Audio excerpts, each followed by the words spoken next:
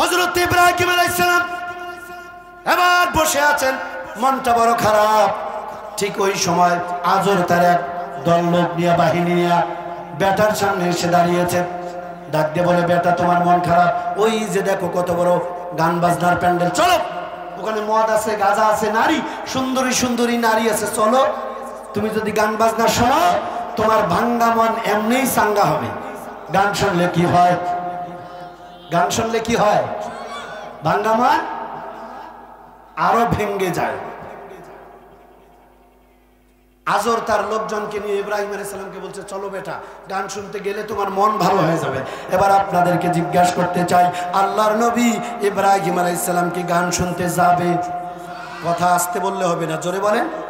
ইব্রাহিম আলাইহিস সালাম মহা বিপদ, নিজের বাপ তার লোকজনকে নিয়ে আমাকে আসছে নারী ফুর্তি করতে, মদ খাওয়ার যাওয়ার জন্য, গান শুনতে যাওয়ার জন্য আমাকে ডাকতেছে। আল্লাহর নবী ইব্রাহিম আলাইহিস সালাম একটা বিপদে পড়লেন, দুনিয়ার কারো কাছে সাহায্য চান না, উপরের দিকে তাকাইতেছে, এদিকে দেখতেছে। আজর ডাক দেখো, এ বেটা গান শুনতে যাইতে কই উপরে কি দেখো, পাগল হইল না? বলেন তো নবী উপরে কি দেখে? দেখে না, আল্লাহকে বুঝায়, আল্লাহ আমার বাপ না অন্য কিছু, আমারে আসছে মদ গাঁজা ফেন্সিডিল নারী নিয়ে ফুর্তি করতে, আমাকে ডাকতে আসছে। উপরে তাকাচ্ছে আল্লাহ রাব্বুল আলামিন এই সুন্দর ঘটনা কোরআনে কারিমের আয়াত দিয়া, এই চমৎকার কথাটা বিশ্ব নবীকে আল্লাহ পাক জানিয়ে দিয়েছেন। চিৎকার করে বলুন না আল্লাহু আকবার। আজর ডাকতেছে, চলো গান শুনতে যাবা। আর ইব্রাহিম আলাইহিস সালাম উপরে তাকায় আছে। আল্লাহ রাব্বুল আলামিন কোরআনে কারিমের ভিতরে বলেন, ফানাযারা নাযরাতান ফিন নুজুম।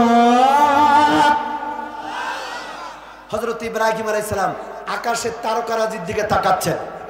তাকিয়ে তার মানে আল্লাহকে মেসেজ দিল, আল্লাহ আমার বাপ আমারে গান শুনতে যাইতে বলে। আল্লাহ নবী ইব্রাহিম আলাইহিস সালাম এবার মাথা নিচু করলেন। বাপে বলে, বেটা চলো গান শুনতে যাবা।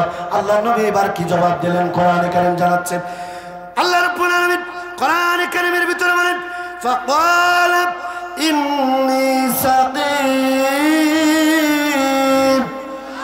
জোরে বলো লাগবে আল্লাহু আকবার। ইব্রাহিম আলাইহিস সালাম বলতেছে, আব্বা আপনারা যান, আমি অসুস্থ, যাইতে পারবো না। সাকিম শব্দের অর্থ অসুস্থ। এখন আপনাদেরকে একটা প্রশ্ন করি, আপনার ছেলে যদি অসুস্থ হয়, এটা আপনার এলাকাবাসী আগে জানবে না আপনি আগে জানবেন? আপনার ছেলে অসুস্থ, এটা আপনি আগে জানবেন না আমি আগে জানবো? নিশ্চয়ই আপনি আগে জানবেন।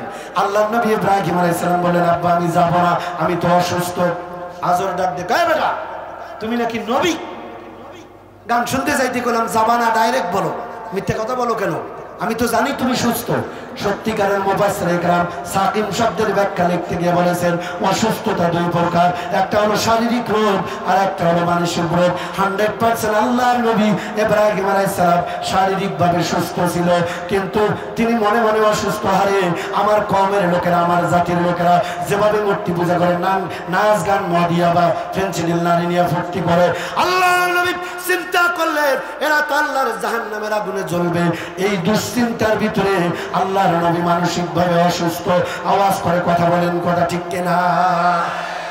কিন্তু ওরা মনে করলো, আজর কয় বেটা গান শুনতে যাইতে কইলাম যাবি না, ভালো কথা, মিথ্যে কথা বলো করো।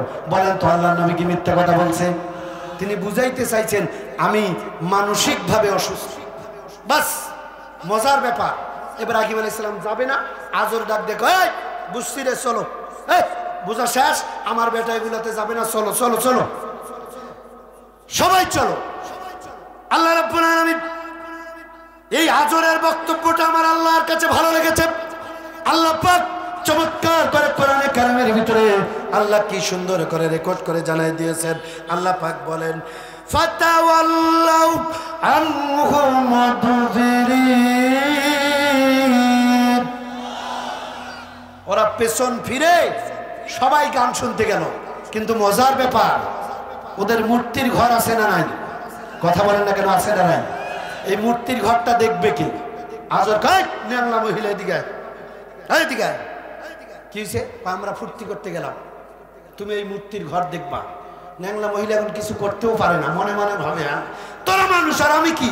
তোমরা আনন্দ করতে যাবা, ফুর্তি করতে যাবা, আর আমি তোমাদের ওই মূর্তির ঘর পাহারা দেবো, খালি যাও, আমিও দেওয়ানিগিরি করতে যাব। এরকম কিছু আছে না নাই? আমার দেশে ওই নেংলির কিছু বান্ধবী আছে, স্বামী যদি একটু রংপুর যায়, ঢাকা যায়, বগুড়া যায়, খালি চান্স পাইলেই একবারে ভ্যানিটি ব্যাগ, রং সং জামা কাপড় পরে, হাইব্রিড মোবাইল নিয়ে উচিয়া উচিয়া চাকাওয়ালা হিল পরে এই গ্রাম থেকে ওই গ্রাম ডিউটি দেয়। জোরে বলতে হবে আছে না নাই? মা বোনদেরকে বলছি যারা এই কাম করে, স্বামীর অনুমতি ছাড়া আড্ডা দিতে যায়, ওরা ওই নেংলির বান্ধবী। আরে প্লিজ কথা কন। বাস আজর কি করলো, নেংলিকে দায়িত্ব দিয়া সবাই এবার গান শুনতে গেল। নেংলিও মূর্তির ঘরের ডিউটি দেওয়া বাদ দিয়া চলে গেল দেওয়ানিগিরি করতে। মূর্তির ঘরটা এখন ফাঁকা। হযরত ইব্রাহিম আলাইহিস সালাম গ্রামের ভিতরে তিনি এখন একা। মনে মনে চিন্তা করলেন, জীবনে তো মূর্তির ঘর যাই নাই, ওইখানে কি হয় তাও জানি না। আজকে যেহেতু সবাই ফুর্তি করতে গেছে, একটা চান্স দেখি তো ওখানে কি আছে।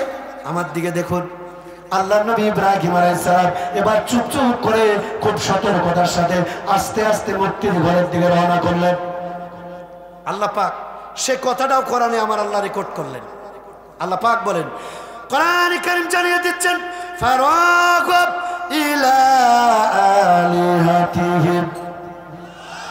হযরত ইব্রাহিম আলাইহিস সালাম খুব সতর্কতার সাথে চুপ চুপ চুপ চুপ করে মূর্তির ঘরে চলে গেলেন।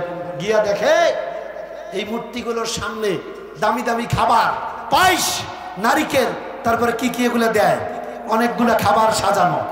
হযরত ইব্রাহিম আলাইহিস সালাম চিন্তা করলেন, সর্বনাশ, এত সুন্দর সুন্দর খাবার, আমারও ক্ষুধা লাগছে। মূর্তিগুলোকে ডাক দিয়ে বলে, এই মিয়া, এত সুন্দর খাবার দেখে কেউ বসে থাকে? আমি ক্ষুধার্ত, তোমরাও খাও আর আমারও একটু দাও। কাকে বলতেছে? কাকে বলতেছে? ইব্রাহিম আলাইহিস সালাম বলতেছে, গ্রামে তো কেউ নাই, এত সুন্দর সুন্দর খাবার, তোমরাও একটু খাও, আমারও একটু দাও। বলেন তো মূর্তি কি খায়? আল্লাহ পাক কোরআন কারীমের ভিতরে বলেন, চমৎকার করে আল্লাহ রাব্বুল আলামিন কথাটা রেকর্ড করে জানায় দিলেন। হযরত ইব্রাহিম আলাইহিস সালাম বারবার মূর্তিগুলোকে বলতেছে, ভাইয়া, এত সুন্দর সুন্দর খাবার, তোমরাও খাও, একটু আমারও দাও, আমারে ক্ষুধা লাগছে। কোরআন কারীম জানিয়ে দিচ্ছেন, ফাকালা আলা তাকুলুন, তোমরাও খাও, আমাকেও দাও। মূর্তি খায়? বারবার বলতেছে আল্লাহ নবী ইব্রাহিম আলাইহিস সালাম, বারবার বলতেছে, তোমরাও খাও, আমাকেও দাও। একটা কথা যদি একজন মানুষকে আপনি বারবার বলেন, এর যদি উত্তর না দেয়, তাহলে আপনাকে কেমন লাগে? রাগ হয় না? ইব্রাহিম আলাইহিস সালাম ধমক দিয়ে, কয় মিয়া, খাইস না, ভালো কথা, তোমরাও খাও, আমারও একটু দাও। এতক্ষণ বললাম খাবি না, ভালো কথা, কি হয়েছে তোদের? কিছু একটা বলবি তো। ইব্রাহিম আলাইহিস সালাম বলল, ও বুঝতে পারছি, তোমরা মনে হয় নফল রোজা আছো, এগুলো বোধহয় ইফতারি করবা। আচ্ছা বলেন, মূর্তিরা খায়? ইব্রাহিম আলাইহিস সালামের মেজাজ খারাপ, বেটারা খাইস না, কি হয়েছে কথা বল, কিছু একটা বলবে তো, নাকি বলেন? কথা বলেন না। বারবার যখন মূর্তিকে বলতেছে, কেন খাইস না, সমস্যা কি, কিছু একটা বল। মূর্তি তো কোনো কথা বলে না। আল্লাহ নবী হযরত ইব্রাহিম আলাইহিস সালামের চিৎকার করে বলে, আমার ভাইরা, মূর্তিগুলাকে ডাক দিয়ে বলছে যে, বুঝলাম। আল্লাহ পাক চমৎকার করে কোরআনে কারীমের ভিতরে বলেন, মালাকুম লা তানতিকুন, খাইস না, ভালো কথা, কি হয়েছে, কথা তো বলবি, নাকি তোমাদের সমস্যা কি, একটা কিছু বলো। ইব্রাহিম আলাইহিস সালাম বারবার ধমক দিচ্ছে। এবার আরেকবার কথা জিজ্ঞেস করতে চাই, বলেন তো মূর্তি কি খায়, কথা বলে? ইব্রাহিম আলাইহিস সালাম বারবার ধমক দিচ্ছে, এ মিয়া, এত দামি খাবার রেখে কথাও বলিস না, খাইছো না, ব্যাপার কি? খুব রাগ উঠে গেছে, বারবার বলতেছে, খায়ও না, জবাবও দেয় না। ইব্রাহিম আলাইহিস সালামের মেজাজ খারাপ, ছুটাছুটি করতেছে, এদেরকে সাইজ করা লাগবে। আল্লাহ পাক জিবরাইলকে বলে, জিবরাইল, দেরি করো না, তাড়াতাড়ি যাও, আমার বন্ধু ইব্রাহিমের কানে কানে মেসেজটা দিয়ে দাও। জিবরাইল এসে কানে কানে মেসেজ দিলেন, হুজুর, আল্লাহর নবী দোস্ত, মন খারাপ করো না। ইব্রাহিম আলাইহিস সালামের খুব রাগ উঠছে, বেটারা খায় না, কথাও বলে না, খুব রাগ। জিবরাইল এসে কয়, দোস্ত, মন খারাপ করো না, ওই যে আগের থেকেই দেখো একটা কুরআন রেডি। ইব্রাহিম আলাইহিস সালাম এবার ডান হাত দিয়া শক্ত করে কুরআনটা ধরলেন, আস্তে তারে কুরআন দিয়া কোন মূর্তির হাত কাটলেন, পা কাটলেন, গর্দানে কোপ মেরে কল্লাটা শরীর থেকে আলাদা করে দিল, সমস্ত খাবার সব তছনছ করে দিছে। এখন বলেন তো, ন্যাংলা মহিলা কোথায়? কোথায়? ও তো আড্ডা দিতে গেছে, সব লোক কিন্তু গান শুনতে গেছে। আল্লাহ নবী ইব্রাহিম আলাইহিস সালাম খাবারগুলো এলোমেলো করে ধ্বংস করে দিল। কোন মূর্তির হাত কাটলো, পা কাটলো, কল্লায় চোখ মেরে কল্লাটা শরীর থেকে আলাদা করে দিল। এবার ইব্রাহিম আলাইহিস সালাম তাকায় দেখে সর্বনাশ, ওই মূর্তির ঘরে 10 হাতালা একটা মূর্তি। কয় হাত? একটু প্লিজ কথা বলেন, কয় হাত? দেখেন নাই? দেখেন নাই? বেশি করে দেখবেন, বউ বাচ্চা নিয়ে দেখবেন। নাউযুবিল্লাহি মিন জালিক।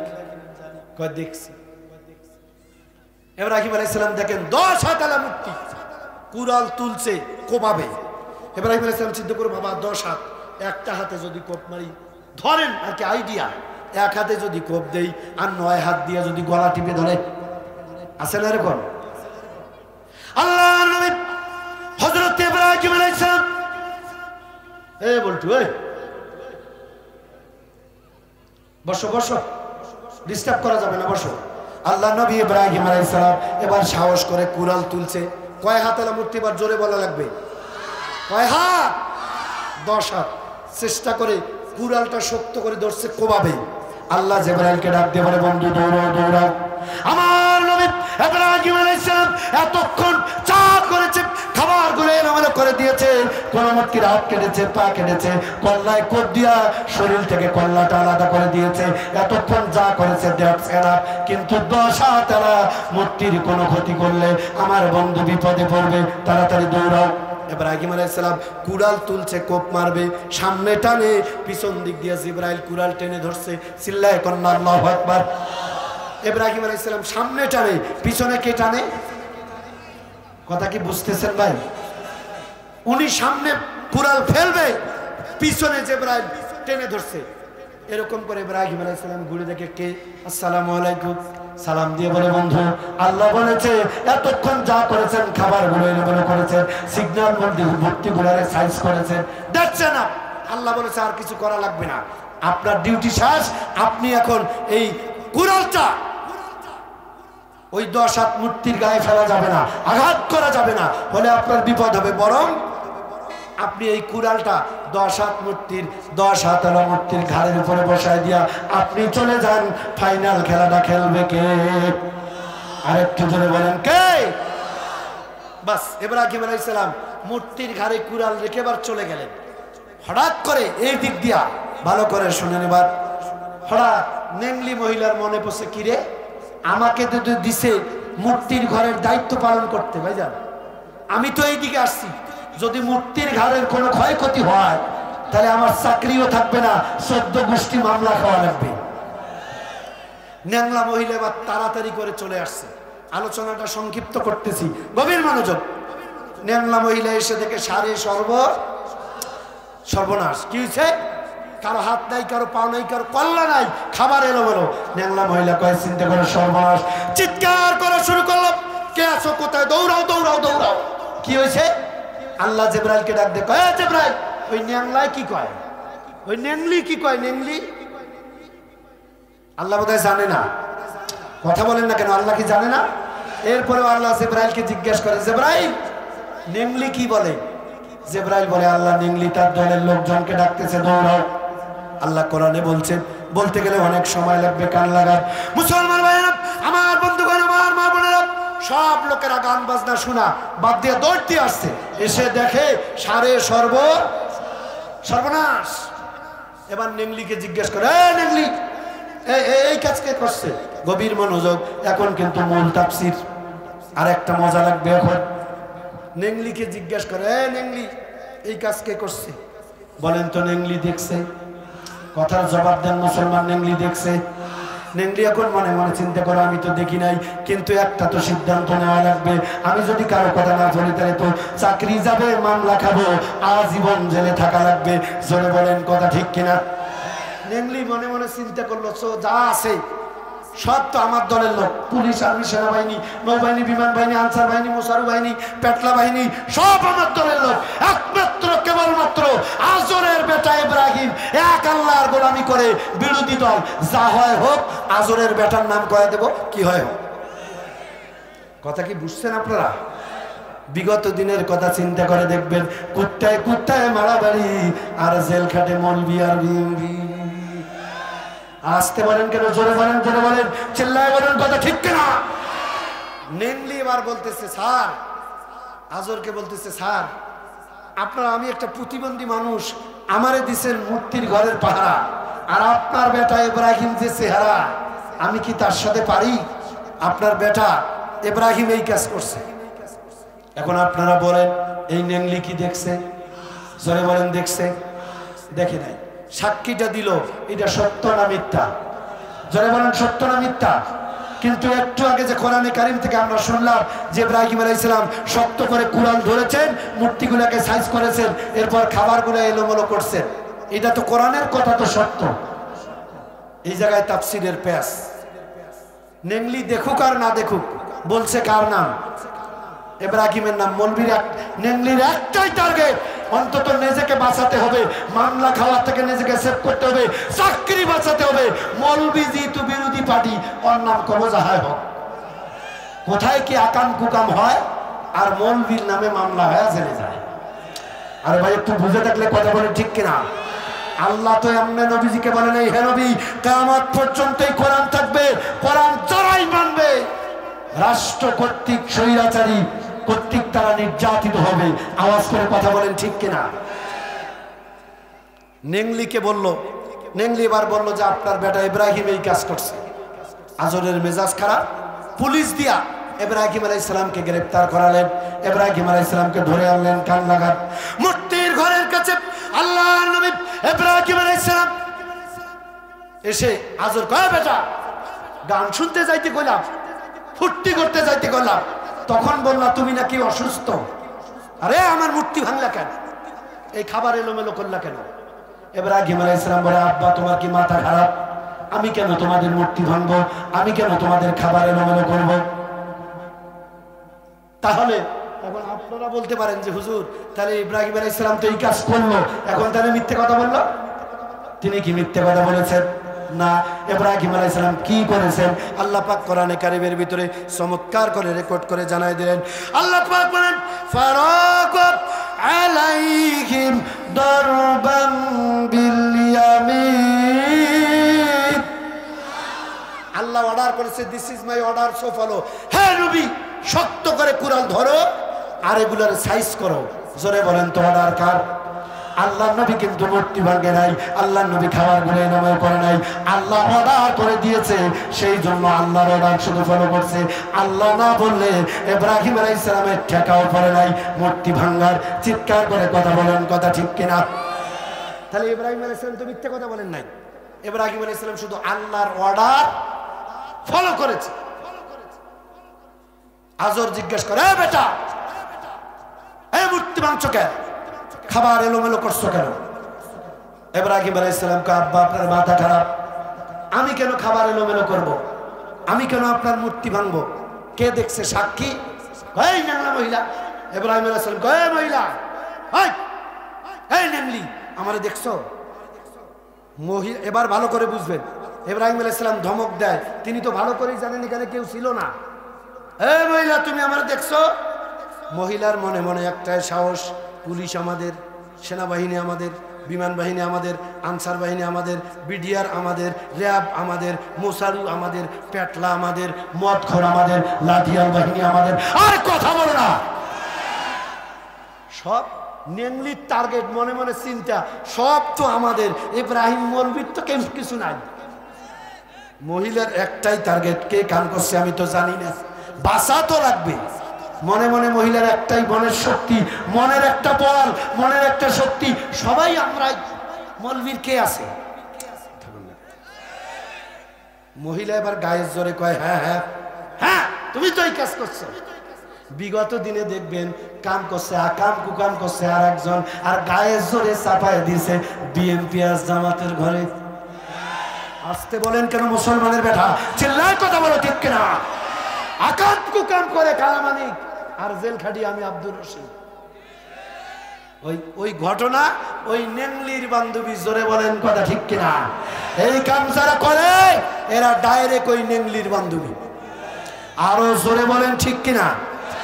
আমার ভাইরা, হযরত ইব্রাহিম আলাইহিস সালাম ডাক দিয়ে বলছে, আব্বা তোমার কি মাথা খারাপ? আমি আল্লাহর নবী, আমি কেন তোমার মূর্তি ভাঙবো, আর আমি কেন খাবার এলোমেলো করবো? নেংলি বারবার বলে এ নিয়ে এই কাজ করছে। ইব্রাহিম আলাইহিস সালাম কয়, নেংলি তুই আমরা দেখছিস? ইব্রাহিম আলাইহিস সালাম আব্বাকে ডাক দিয়ে বলে, আব্বা কোথাও একটা ভুল হচ্ছে। আমার কি মনে হয় জানেন, ওরাই ফাটাফাটি করছে। না, আমার এই ওয়াজের ময়দান এটা ছিল না, তার বুদ্ধি ধরে যে এটা শুরু করলাম, এটা টাটকা ময়দানের আলোচনা। আপনি মিলায় দেখবেন, আপনি ওয়াজটা একটু পিছনে নিয়ে যান। ইব্রাহিম আলাইহিস সালাম বলতেছে, আব্বা আমি কেন এগুলা করব? আমার কি মনে হয় জানেন, আপনার এই মূর্তিরা খাবার ভাগাভাগি করতে, বন্টন নীতিতে বৈষম্য তৈরি হওয়ার কারণে এরাই ফাটাফাটি করছে। আমরাও দেখেছি, এক টোপলা বিরিয়ানি কম বেশি হইলে, একটা গেঞ্জি আর টুপি কম বেশি হইলে ফাটাফাটি কিল ঘুষাঘুষি, চেয়ার দিয়া ঢেলাঢেলি, দুই একটা উইকেটও পড়ছে, চিৎকার করে কথা বলেন, কথা ঠিক কিনা? একে কোরআনের তাফসীর বলা হয়। বর্তমান কোরআন বলবো, বিগত বছরগুলো গোলাপ ফুলের মতো মিলে যাবে। কে সকিনার কিসসা, জরিনার কিসসা। আমার ভাইয়ের, আমার মা বোনেরা, গভীর মনোযোগ। ইব্রাহিম আলাইহিস সালামকে আব্বা এরাই ফাটাফাটি হয়তো করছে, তবে আপনি টের পান না। এরা যখন গন্ডগোল শুরু করছে, যেটা 10 হাতালা লিটার ও কুড়াল দিয়া সবগুলারে সাইজ করে দেখেন না, এখনো কুড়াল কান্দে নিয়ে আছে। বেশি বাড়াবাড়ি করলে আপনাদেরকেও সাইজ করবে। চিল্লায় বলেন না আল্লাহু আকবার, আরো জোরে করেন না আল্লাহু আকবার। আব্বা আমার মনে হয় ওরাই যখন ঘুষাঘুষি কিল ঘুতে শুরু হয়েছে, 10 হাতালা যেটা লিটার ও ধৈর্য ধারণ করতে পারে না, একবারে কুড়াল দিয়ে সাইজ করা শুরু করছে। দেখেন না, কুড়াল এখনো ঘাড়ে নিয়ে আছে। আজর ডাক দিয়ে কয়, বেঠা আমার মূর্তি খায়, আমার মূর্তি মারামারি করে, আমার মূর্তি আবার এই কাজ করে নাকি? ইব্রাহিম আলাইহিস সালাম বলেন, আব্বা যে মূর্তি কথা বলতে পারে না, যে মূর্তি নিজেকে সেভ করতে পারে না, এমন মূর্তির গোলামি তোমরা করো, অথচ ওই মূর্তি বানাইছো বাঁশ দিয়া। চিল্লায় বলেন তো, বাঁশ কার? মাটি কার? পোয়াল কার? পোয়াল দিয়া, মাটি দিয়া, রং দিয়া। জোরে বলেন রং কার? মুসলমানের সন্তান কথা বলেন না কেন? চিল্লায় বলেন রং কার? পোয়াল, মাটি, রং, রশি, যাই বলেন সব আল্লাহর। সব দিয়ে সুন্দর করে বানায় পাছায় ফির বাঁশ। কথা বলেন না কেন? বাঁশ কার? কোন হিন্দু ভাই থাকলে আপনিও মনোযোগ দিয়ে শুনবেন। আমরা কোনো ধর্মের প্রতি আঘাত করছি তা নয়, আমরা আমাদের আল্লাহর নাজিল করা কোরআন শুনতেছি। চিল্লায় কথা বলেন, কথা ঠিক কিনা? ইব্রাহিম আলাইহিস সালাম বলে, আব্বা মাটি, রং, কাপড়, বাঁশ সবই তো আল্লাহর দেওয়া জিনিস দিয়ে তোমরা মূর্তি বানায়া তারে আবার খোদা মানো। আল্লাহ নবী ইব্রাহিম আলাইহিস সালাম আল্লাহর দুনিয়া, আল্লাহর আইন মানতে গিয়া, আল্লাহর কথা ফলো করতে গিয়ে এবার ইব্রাহিম আলাইহিস সালামকে তারা অগ্নিকুণ্ডের ভিতরে নিক্ষেপ করে। অনেক লম্বা কথা শেষ করলাম। দাউ দাউ করে আগুন জ্বলে, ওই দিক দিয়ে একটা ভোলা ব্যাং যায়, চেনেন? বড় সড়ো ব্যাং আছে না নাই? ওই দিক দিয়ে একটা ব্যাং যায়, দাউ দাউ করে আগুন জ্বলে। আগুনের ভিতরে আল্লাহর নবী ইব্রাহিম আলাইহিস সালাম, জানা কথা আমি আর বলতে চাই না। ও মুসলমান, আগুন জ্বলতেছে, আগুনের ভিতরে আল্লাহর নবী জাতির পিতা ইব্রাহিম আলাইহিস সালাম আগুনের মাঝখানে। ওই দিক দিয়ে ব্যাং যায়, আর দেখে আরে সর্বনাশ, ব্যাং এবার ওই আগুনে চিরিত করে প্রসাব করে দিলেন। জিবরাইল আমিন দেখে মেজাজ খারাপ, এদিকে আল্লাহু আকবার করবেন না? জিবরাইল আমিনের মেজাজ খারাপ। আল্লাহর নবী আগুনের কুণ্ডে, আগুনের মাঝখানে, আল্লাহর নবী আগুনের ভিতরে, আর ব্যাং আগুনের প্রসাব করে দেয়। ব্যাং ডাকতেছে, এদিকে। ব্যাং কথা বলতে পারে? ব্যাং মনে মনে কয়, আল্লাহ যদি জবান থাকতো তোমার জিবরাইল ফেরেশতার কথার জবাব দিতাম। আল্লাহ করলেন কুন ফায়াকুন, ব্যাঙের জবান খুলে গেল। এই আগুনের ভিতরে নবী তুমি প্রসাব করে দিলা কেন? ব্যাং বলতেছে, আল্লাহর জিবরাইল শোনা রাখো, আল্লাহর নবী আল্লাহর দুনিয়া, আল্লাহর দ্বীন বাস্তবায়নের আন্দোলন করতে গিয়া, আল্লাহর বিধান মানতে গিয়া, আল্লাহর আইনকে ফলো করতে গিয়া, আল্লাহকে মানতে গিয়া আজকে অগ্নিকুণ্ডের ভিতরে আল্লাহর নবী। আমার তো কোনো শক্তি নাই, আমি তো তাকে বাঁচাতে পারবো না। আগুন নিবানোর জন্য আমি শুধু একটু প্রসাব করে দিয়া সমর্থন দিয়েছি, আগুন নেবানোর জন্য। আল্লাহ পাক জিবরাইলকে ডাক দিয়ে বলেন, জিবরাইল আমার নবীর আগুন নিবানোর জন্য এই ব্যাং আগুন নিবানোর চিন্তা করে প্রসাব করে দিয়েছে। আমি আল্লাহ খুশি হয়েছি। ব্যাঙের উপরে কিয়ামত পর্যন্ত সারা জীবন মাবুদ, এই ব্যাঙের পোশাককে আমি নবীওয়ালাদের জন্য পবিত্র করে দিলাম। চিল্লায় কন্যা আল্লাহু আকবার। আমার ভাইরা, এখানে একটা দামি কথা, একটা ব্যাঙ যদি আল্লাহর জন্য, নবীর জন্য প্রসাব করে সমর্থন দেওয়ার কারণে আল্লাহ যদি তার সম্মান আর ইজ্জতকে এত বাড়িয়ে দিতে পারে, মুসলিম মিল্লাতের জন্য তার প্রসাবকে যদি আল্লাহ পবিত্র করতে পারে, ওই আল্লাহর দুনিয়া আপনি যদি নবীওয়ালা হয়ে, নবীর উম্মত হয়ে আল্লাহর কোরআনের আইন বাস্তবায়নের জন্য একটু সমর্থন দিতে পারেন, বিশ্বাস করুন আল্লাহ আপনাকে মর্যাদা বাড়ায় জান্নাতে জায়গা করে দিবে। মনে হয় বুঝেন নাই। কি বুঝছেন? সমর্থন, ব্যাংক যদি প্রসাদ করে সমর্থন দিতে পারে, আমরা কি পারবো না কোরআনের জন্য সমর্থন দিতে? কথা বলে না বেঠারা। আল্লাহ তাআলা যেন কথাগুলো আমল করার তৌফিক দেয়। আমার ভাইয়ের, আমার মা বোনেরা, গভীর মনোযোগ। এই জন্য আমাদের আত্তাকুল্লাহ, একটা কাজ করা লাগবে, এখন আল্লাহকে ভয় করা লাগবে। বিশ্বনবী সাল্লাল্লাহু আলাইহি সাল্লাম এরকম বসে আছেন, কান লাগান। মা বোনেরা একটু মনোযোগ দেন, একটা লোক উঠবেন না। গুরুত্বপূর্ণ একটা হাদিস বলতেছি, উঠাউঠি করা যাবে না, কেউ উঠবেন না, শেষ করে দিব একসাথে। আল্লাহ নবীজি বসে আছে, এক এতিম আসছে নবীজির কাছে, ছোট্ট একটা এতিম। ও যুবক, একটু কান লাগাও। এতিম এসে বলছে, হুজুর, আমার এই একটা মাত্র খেজুরের গাছ বাতাসে একটু হেলে একজন ইহুদি, নাম হলো লুবাবা, এই লুবাবা নামক ইহুদির সীমানায় খেজুর গাছটা চলে গেছে। আমি এতিম, আমার মা নাই, আমার আব্বা নাই। ইয়া রাসূলুল্লাহ, আমি শুনেছি আপনিও এতিম, আমিও এতিম। আপনি এতিম হয়ে আমার কষ্ট বুঝবেন, আমি আপনার কাছে আসছি হুজুর, মেহেরবানি করে ওই ইহুদি লুবাবার কাছ থেকে আপনি আমার খেজুর গাছটা ফিরিয়ে দেন, আমার কোনো সম্পদ নেই। আল্লাহ নবী এতিমকে সাথে নিয়ে এবার ইহুদির বাড়িতে চলে গেল। ইহুদিকে গিয়া বলল, এই খেজুর গাছটা এতিমের ফেরত দাও। ইহুদি বলছে, না, আমি দিব না, এটা আমার সীমানায়, এর মালিক তো আমি, এটা আমি ফেরত দিতে পারি না। আমার ভাই, আল্লাহ নবীর মনটা খারাপ হয়ে গেল, এতিমকে খুশি করতে পারলো না। নবীজি এবার চলে আসলেন, সাহাবীদের সামনে নবীজি বসা। নবীজির মনটা বড় খারাপ, হাস্যোজ্জ্বল চেহারা, আল্লাহর নবীর চেহারাটা মলিন হয়ে গিয়েছে। আমার বন্ধুগণ, আল্লাহ নবী সাহাবীদেরকে, আপনারা যেরকম বসে আছেন, বিশ্ব নবীর সাহাবীরা এরকম সামনে বসা। আল্লাহ নবী বলছে, আমার সাহাবীরা, আমি তোমাদেরকে অফার করতেছি, তোমাদের ভিতরে কেউ যদি ওই ইহুদির কাছ থেকে খেজুর গাছটা ফেরত নিয়া এই এতিমের মুখে হাসি ফোটাতে পারো, আমি বিশ্ব নবী, আমিও এতিম, তার মুখে হাসি ফুটলে আমি নবী হাসবো। আর আমার মুখে কেউ যদি হাসি ফোটাতে পারো, আমি নবী অফার করে দিলাম, ওই ব্যক্তি আমি নবীর সঙ্গে আল্লাহর জান্নাতে থাকবে। চিৎকার করে বলুন সুবহানাল্লাহ। ভাইজান, উঠাউঠি করা যাবে না। জি, সবাই দোয়ায় শরীক হবো, একটা লোক উঠবো না। এখনো তো 12টা বাজে নাই, কি ধৈর্য আপনাদের।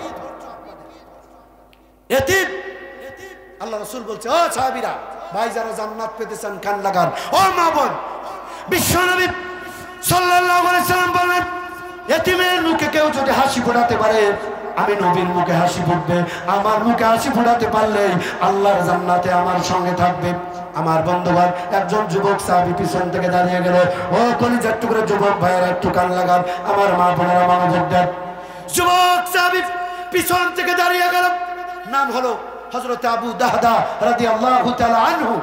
পিছন থেকে দাঁড়িয়ে বলেন, হুজুর, ইয়া রাসূলুল্লাহ, আমি যদি এতিমের খেজুরের গাছটা ফেরত দিতে পারি, নিয়া ওই ইহুদির কাছ থেকে নিয়ে এতিমকে দিতে পারি, আপনি ওয়াদা করছেন আমি যে নবীর সঙ্গে জান্নাতে যাবে, ইয়া রাসূলুল্লাহ, আমি কি এই অফারটা পাবো? আল্লাহ নবীজি বলেন, ক্বালা নাআম, অবশ্যই পাবা। বন্ধুগণ আমার, বিশ্বনবী সাল্লাল্লাহু আলাইহি সাল্লামের যুবক সাহাবী হযরত আবু দাহদা রাদিয়াল্লাহু তাআলা আনহু এবার দেরি করলেন না, দৌড় মেরে বাড়িতে চলে গেলেন। বাড়িতে গিয়া কিছু কাগজপত্র নিলেন, দৌড় মেরে চলে গেল ইহুদির বাড়িতে। লুবাবাকে ডাক দিয়ে বলে, লুবাবা, এই একটা এতিমের খেজুর গাছ আমি কিনতে চাই, বিনিময় এই যে তোমার জমির পাশে আমার জমি, 600 গাছ, 600 খেজুর গাছ। চিল্লায় বলেন কয়টা? 600 খেজুর গাছ। এই গাছওয়ালা পুরা জমিটা আমার। এই জমির ভিতরে বিরাট বড় একটা খেজুর বাগান আছে। এই বাগান সহ এর ভিতরে একটা বাড়ি আছে, রেডিমেড সুন্দর আমার বাড়ি।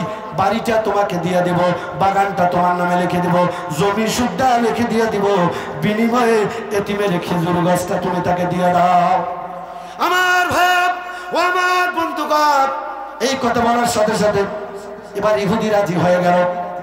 একটা মাত্র খেজুর গাছের বিনিময়ে 600 গাছালা বিরাট বড় বাগান বাড়ি সুদ্ধা তার নামে লিখে দিলেন। দিয়ে এতিমের খেজুরের গাছটা কিনে নিলেন। এতিমকে খেজুরের গাছটা দিয়ে দিল কান লাগাত। আল্লাহর নবীর কাছে চলে গেল। নবীজি ডাকতে বলেন, ও আমার সাহাবীরে, আমি শুনলাম একটা মাত্র খেজুরের গাছ কেনার বিনিময়ে তুমি নাকি 600 গাছওয়ালা বাগান, জমি সুদ্ধা, বাড়িটা সুদ্ধা ইহুদির নামে লিখে দিয়েছো। আল্লাহর নবী সাহাবী বললেন, হ্যাঁ। নবীজি বললেন, কারণ কি?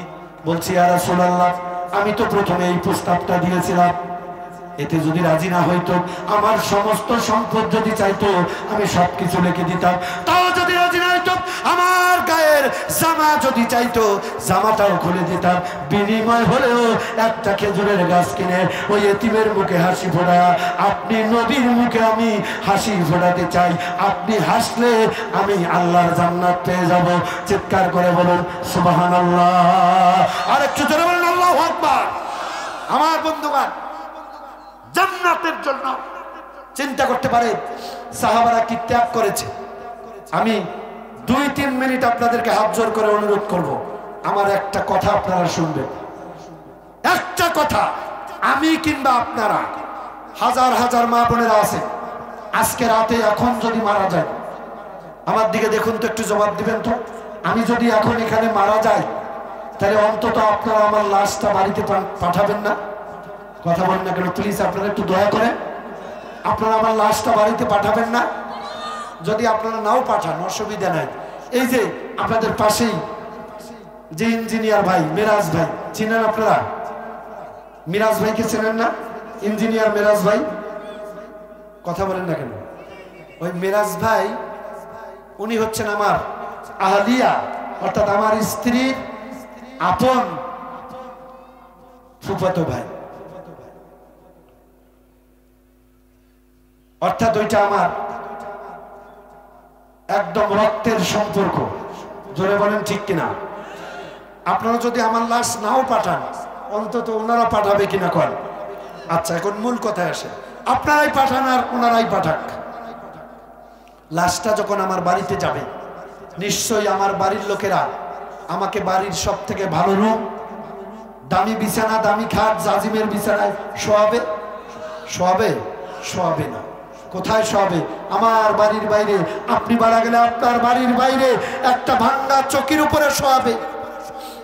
আপনার আমার আপনজনেরা চলে আসবে, এসে আপনার আমার আপনজনদের ভিতরে এই যে জামা কাপড় গায়ে, ভাই, এই জামা কাপড়ের বোতাম খোলার সময় নেবে না, কেসি দিয়া ক্যাস ক্যাস করে কেটে দিবে, বাড়ির বাইরে শোয়ায় রাখবে। আপনজন আত্মীয় স্বজন এসে কাঁদবে, আর কেউ বলবে না মাওলানা আব্দুর রশিদের লাশ, আব্দুর রশিদ কোথায়, মাওলানা আব্দুর রশিদ কোথায়, এই কথা বলবে না। আপনার কথা কেউ বলবে না, এসে বলবে লাশ কোথায়, লাশ কোথায়। কথা বলেন তো ঠিক কিনা? এরপরে আপনাকে একটা ভাঙ্গা চকিতে শোয়াবে, বাড়ির দুর্গন্ধযুক্ত একটা মশারি। ও যুবক, একটু শুনে যাও না, দুর্গন্ধযুক্ত একটা মশারি, এরপরে একটা সেরা রুমাল বা চাদর দিয়ে ঢেকে দিবে। নিকটাত্মীয়, বন্ধু বান্ধব, আপনজন, কেউ বা বাঁশ কাটতে যাবে, কেউ বা আপনার আমার জন্য জীবনের শেষ বাড়িটা তৈরি করবে, কবর। কেউ বা 3টা টুকরা কাপড় কিনতে বাজারে যাবে, কাপড় কিনে এনে পানিতে চুবায় আর রোদে শুকাতে দিবে। আপনজন, আত্মীয় স্বজন, ছেলে মেয়ে, মা বাপ, তেনারা কান্না করতে থাকবে। এরপরে আপনার আমার সব থেকে কাছের মানুষ এসে পানিতে বড়ই পাতা দিয়া, জাল দিয়া জীবনের শেষ গোসলটা করায়া, ও মুসলমান, এরকম সাদা কাপড়ের টুকরাগুলা দিয়ে কানের ছিদ্র, নাকের ছিদ্রগুলো বন্ধ করে দিয়া, 3টা টুকরা কাপড় পুরুষ আর 5টা টুকরা কাপড় দিয়া মহিলাদেরকে চকলেটের মতো পেঁচায়া মসজিদের ইঞ্জিন বিহীন বিমানটা নিয়ে এসে আপনাকে আমাকে সহায় দিয়া জানাজা পড়ায়া জীবনের শেষ বিদায় দিয়ে ওই অন্ধকার কবর, ডানে মাটি বামে মাটি, মাটি মাটি মাটি, গহীন অন্ধকার কবরে ফালাই দিয়ে আসবে, আর কোনোদিন খোঁজ নিতে যাবে না। বুঝে থাকলে কথা বলুন, ঠিক কিনা? আমার ভাইরা, আপনাদের একটু কষ্ট দিতে চাই। আপনাদের ভিতরে মা জননী মারা গেছে কার? এ যুবক ভাই, একটু বসো না ভাই। কি হয়েছে রে ভাই? মা মারা গেছে, হাত তোলেন। উঠাউটি করবেন না। আব্বা মারা গেছে কার? তারাও হাত তোলেন। আব্বা মারা গেছে, তারাও হাত তোলেন।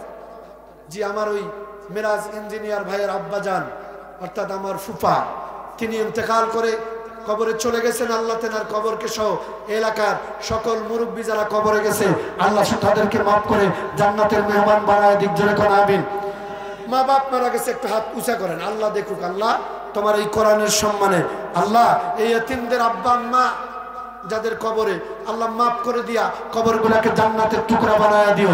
চিৎকার করে বলেন আমিন। আরো জোরে বলেন আমিন। হাত নামান। আমার ভাইয়েরা, এই যে শীতের দিন দেখুন, কথা বলবেন না, এই শীতের দিন দেখুন আমরা কত কত জামা কাপড় গায়ে দিছি, এরপরেও ঠান্ডা লাগে। ওই দেখেন একটা ইয়াং মানুষ কত কাপড় পরছে, এরপরেও জ্যাকেটে হাত ঠান্ডা।